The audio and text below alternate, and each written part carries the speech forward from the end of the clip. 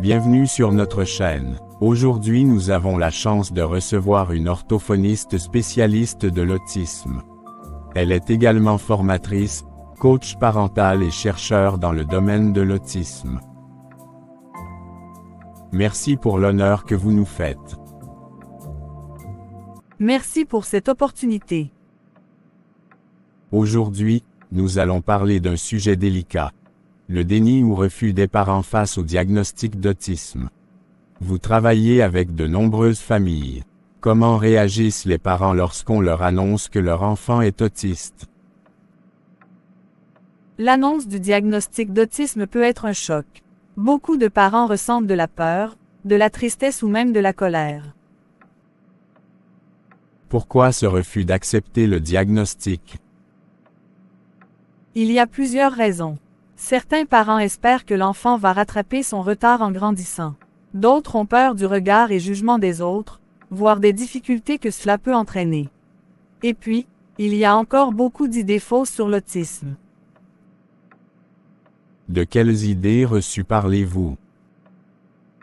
Par exemple, certains pensent que l'autisme est une maladie qui peut être guérie, ou qu'un enfant qui parle ne peut pas être autiste.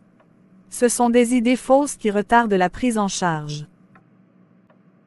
Quelles peuvent être les conséquences du déni sur l'enfant?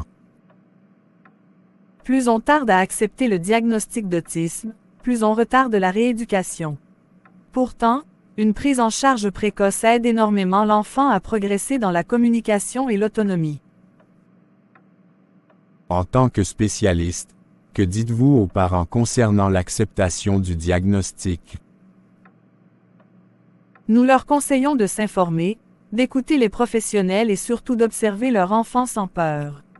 Accepter le diagnostic ne condamne pas l'enfant, mais cela lui permet d'avoir l'accompagnement dont il a réellement besoin.